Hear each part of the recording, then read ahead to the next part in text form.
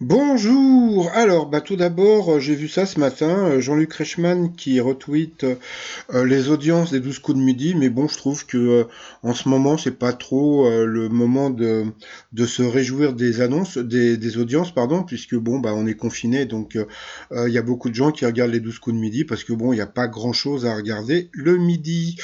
Alors, sinon, ce programme a été enregistré avant les annonces sanitaires du gouvernement. Alors, petit résumé des 12 coups de midi d'aujourd'hui. Blablabla, le maître de midi, il est génial, il est super, il est gna.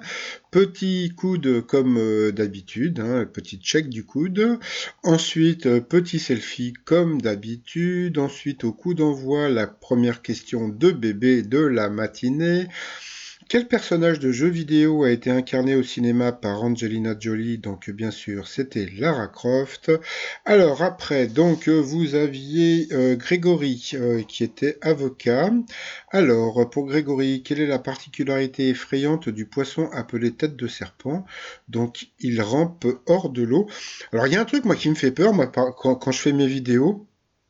C'est quand il pose, comment dire, les questions à tous les candidats, j'ai toujours peur que plus personne ne passe à l'orange et que je suis obligé de me taper toutes les questions, etc. Donc heureusement, il y en a qui se plantent parce que sinon ça aurait été un peu galère.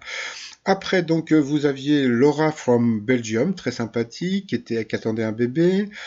Quels citoyens sont les plus complexes par leur accent quand ils parlent une langue étrangère? Donc, il paraît que c'était français. Bon. Ensuite, donc, vous aviez donc Thomas. Alors, pour Thomas, pourquoi le japonais Kokoro Kagura est-il entré dans l'histoire du sport en février dernier, puisque c'est lui qui a battu Teddy Riner? Pour le maître de midi, à quel réalisateur doit-on le chef-d'œuvre du cinéma Citizen Kane? Donc, c'était Orson Welles. Donc, Rosebud, pour celles et ceux qui connaissent, qui est à l'origine du terme bistronomie qui désigne une cuisine raffinée et inventive mais servie dans un restaurant simple. Eh bien, c'était feu Sébastien Demeurant. Quand je dis feu, c'est parce qu'il est décédé, hein. Donc voilà. À quel membre de sa famille James Blunt s'adresse-t-il dans son tube Monster? Donc c'était à son père. Et c'est très rigolo puisque cette question a déjà été posée dans les 12 coups de midi. Donc j'ai pas beaucoup de mémoire, mais je sais que cette question a déjà été posée. Pour quelle raison des goélands se déplacent-ils quotidiennement de la ville belge de Zeebrugge vers Mouscron à 60 km? Parce qu'il y avait une usine de chips. Pour le maître de midi, quelle fameuse bataille mit fin à l'invincibilité des troupes turques en 1571? Donc il ne savait pas, et puis par déduction, comme la bataille des Dardanelles, c'était pendant 14-18, qui nous a dit, donc c'était l'autre, donc la bataille de l'Épante. Ensuite, pour l'avocat, quel métier exerçait Victor Pouzet, l'inventeur de l'épluche légumes appelé économe? Eh bien, je sais pas, il faisait des sabres, donc voilà, donc c'est très rigolo de savoir que Victor Pouzet est l'inventeur de l'économe. Donc sur cette question, eh bien, il est passé au rouge, qui dit rouge dit duel. Il a pris Laura en duel, qui est tombé sur une question assez simple hein, quand même. Durant quelle décennie Nicolas Sarkozy est-il devenu président de la République? Donc bien sûr, c'était les années 2000. Ensuite, Laura et Eric et Thomas se sont retrouvés au coup par coup. D'abord, c'est Thomas qui est passé à l'orange. Et puis ensuite, eh bien, c'est Laura qui est passée d'abord une fois à l'orange et après encore une fois à l'orange. Donc au rouge dit duel. Elle a pris donc Thomas en duel, qui a eu une question qui était alors une question qui était assez rigolote parce que bon, comme je dis toujours, il y a les questions tordues. Donc ça, c'était vraiment la question tordue. Donc là, c'est pareil. Bon, alors vous allez me dire, ouais, bon, tu vas avec le maître de midi, mais je suis désolé, le maître de midi n'est jamais tombé sur une question tordue. Donc, qui a écrit la pièce Don Juan? Donc, bon, je pense que comme tout le monde, on aurait pu penser à Molière, etc.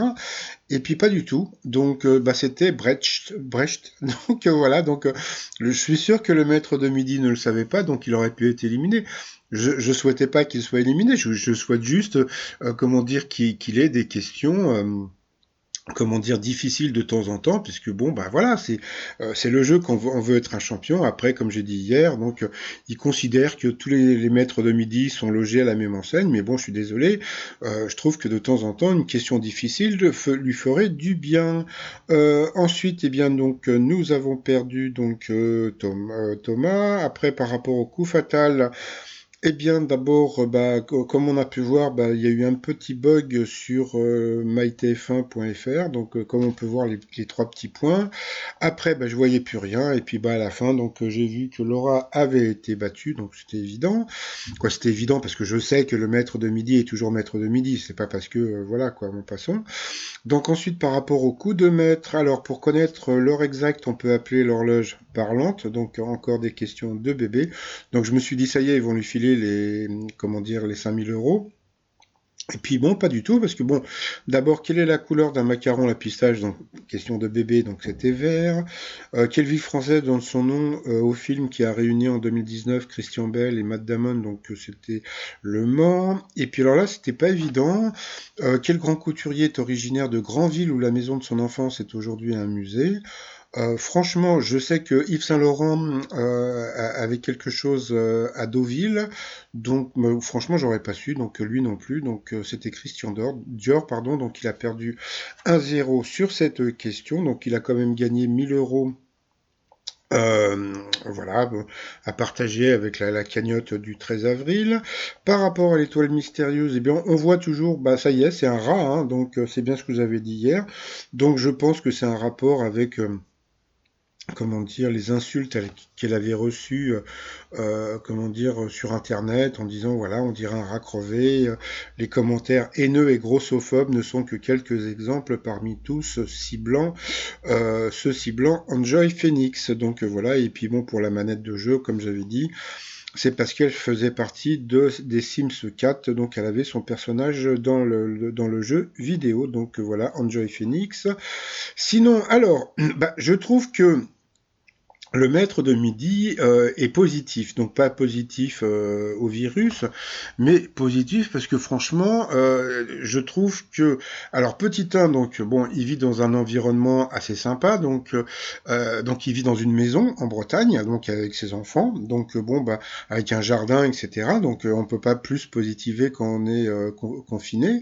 Premièrement, en plus, bon, bah, comme je vous ai dit, donc là, aux dernières nouvelles, il a plus de 800 000 euros de gains, donc il va pas encore les toucher tout de suite, puisque bon, normalement, pour toucher son argent, il doit perdre, et après, il doit attendre 3 mois, puisque bon, je pense, il est payé par rapport aux appels, donc voilà.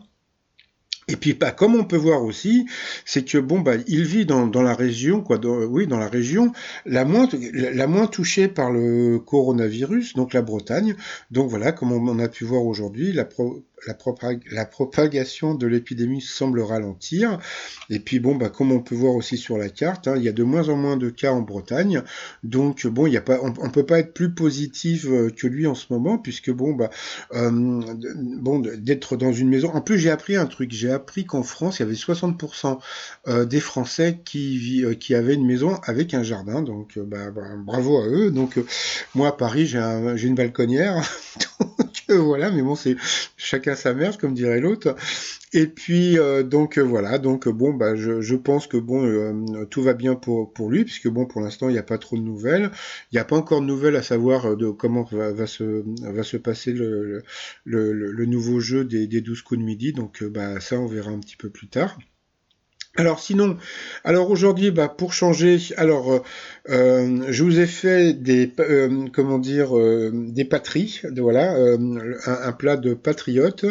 Alors donc bon voilà, donc tout d'abord vous faites chauffer de l'eau, vous rajoutez du riz, vous mettez vos pâtes, voilà, donc vous mélangez tout ça, vous faites cuire, et puis bah vous faites comme moi, vous chantez la belle chanson. Allons enfants de la patrie, le jour de gloire est arrivé.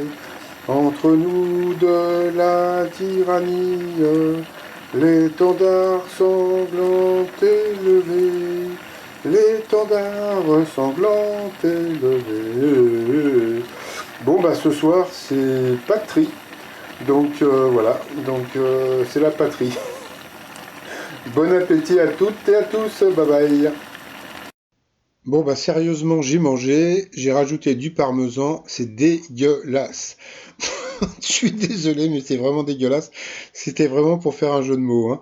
Bon bah sinon le t-shirt Allons enfants de la patrie et puis toujours le t-shirt du professeur Raoult, tout ça sur le site trosmignon.com et puis bah sinon je vous souhaite une très très bonne journée et puis bah je vous dis à demain, protégez-vous et puis bah à demain. Bye bye.